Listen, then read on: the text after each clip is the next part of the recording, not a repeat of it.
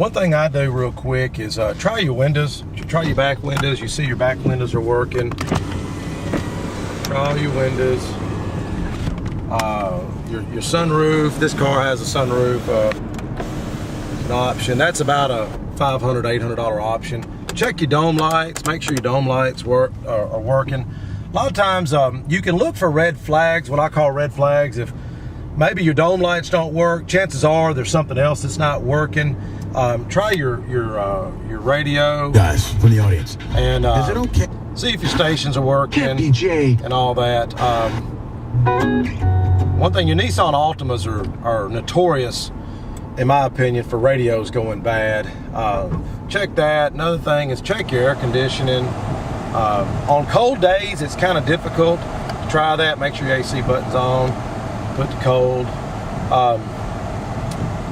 This air is cold here.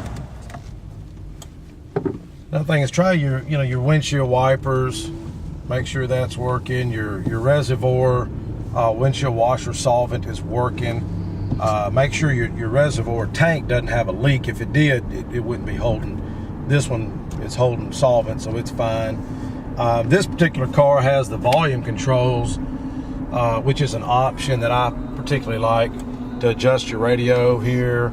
I think it's kind of neat for safety, especially if you have a teenager, first-time driver who unfortunately may be texting or talking on a cell phone. Make sure your indicators are working. If you see a bulb, if you see your indicator clicking really fast, that's an indicator that there is a bulb. Chances are there's a bulb out, which is a simple repair. But if you're buying it from a dealer, ask the dealer to fix it. Even an individual, ask them to make that repair for you. Keep an eye on your gauges. Make sure nothing's running hot. You really need to get a vehicle up to good operating temperature. Don't just drive it a half mile down the road and come right back. Get it up to good operating temperature. Try to drive that vehicle 15 minutes, 20 minutes. And I always stress also, have the vehicle inspected by a reputable service center. I'm not a certified mechanic. I just do a brief overview when I inspect my cars. Fortunately, I've been pretty fortunate that I haven't run into any big pitfalls, but it's just law of probability. It's going to happen when you're selling a few hundred cars a year and you're buying a few hundred cars a year. You're going to buy one that's going to have a problem every now and then. But most problems aren't that big a deal. A lot of times it's a simple fix. There went someone right just now that we sold a car to about 3 years ago, Jeep Grand Cherokee. Just have it inspected. I think that's a safe bet. We've pretty much tried everything here on this car. We'll get this one back. Here in Middle Tennessee, we're in Smyrna, Tennessee, south of Nashville. You have to go through an emissions center, which is called MARTA.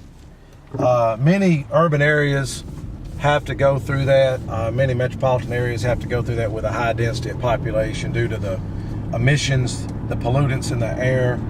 We just passed by the emissions center here. Fortunately, we're close by.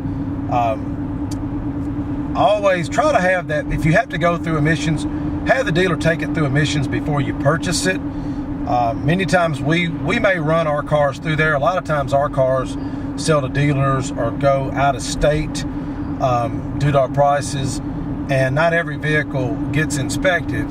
But if it's local here in Smyrna, Franklin, Tennessee, Hendersonville, Rutherford County, Sumner County, Williamson County, Wilson County, we have to do that. So we'll go ahead and run them through MARTA. If it fails emissions, odds are it's usually an O2 sensor. Even a check engine light coming on, that's an O2 sensor in many cases. Now, there are some cases where you've got a cylinder down, not enough compression, bad plugs, plug wires, coil packs, and it can be a serious issue. Many times it's simple. There's the MARTA emissions center right there. If you have to go to emissions, always try to go either earlier in the month or the middle of the month. If you get to the late of the month, people are renewing their tags, and usually you've got a 30-minute to an hour wait. This car, it's driving good. Steering is straight. I'm gonna let off the steering wheel here a little bit and apply the brakes and see what happens. But this car drives really smooth. I do like the Toyota Camrys. Not only do they get great gas mileage, I have gotten 36 miles a gallon in the 02 to the 06 body style. I really like the 4 cylinders. This happens to be a V6. You're not going to get as good a gas mileage on this, but you do have more performance and more power. But this brake's really good. I don't hear a roar. If you did hear a roar, that's a good indicator, or a pulsating pedal where the pedal feels like it's vibrating. That's a good indicator that you need a new set of rotors or your rotors turned. If you are buying it from a dealer or an individual, that gives you a good haggling point. You can ask them to either discount it. If it needs front brakes, you could do it yourself. Set of brake pads, a good set of brake pads are $50. Having the rotors turned, we just had a set of rotors turned the other day at First Chance Tire over here in Laverne for $15. Brakes aren't a big deal, but that gives you some negotiating points right there. Maybe if the car needs a set of tires, you can ask for some concessions from the dealer. But in all fairness, if the guy's already got a great price, it's hard for me, even as a dealer, if I'm getting an estimate on painting or roofing or concrete, whatever I'm doing, I try to look for my best buy, but then I try to be fair. And to me, if someone already has a good price and I've done my homework, done my research, there's been many times I won't even try to lowball them just out of respect. And here I deal with a lot of local folks too. I had a guy recently sell me a car. He was in a hardship situation. He owed $12,275 on the car. I bought the car for a few $1,000s less, well, several thousand less. He was in a divorce, worked for Nissan. Nissan plant's just 2 miles from us. One of Tennessee's largest employers. But I didn't even haggle him. I didn't even offer him a copper penny less because he had a good price. He took it to CarMax. I gave him the same price CarMax offered. But I also offered him next time he needs a vehicle. I follow the Nissan sale and Toyota and Honda. I told him I'll take him directly to the sale and let him also pick out a unit. Legally, I can't have him when he's there, but I can have him pick out a car and try to pick it up for him. But you know, to me, if a guy's got a good price and you know it's a good price, maybe get some concessions. But I think you got to be fair with people. But that ends our test drive. Really, you want to check your transmission after the car's been warmed up, after it's hot. We're going to do that real quick. Always remember, you know, right now your fluids are hot. You want to wipe that off with a paper towel or a clean cloth. Apply your transmission dipstick back in. Make sure it goes all the way flush in there to get an accurate reading. Come back up, level it off. A lot of times it'll show that it's up. That's good. This one's up. It looks good. Fluid looks good.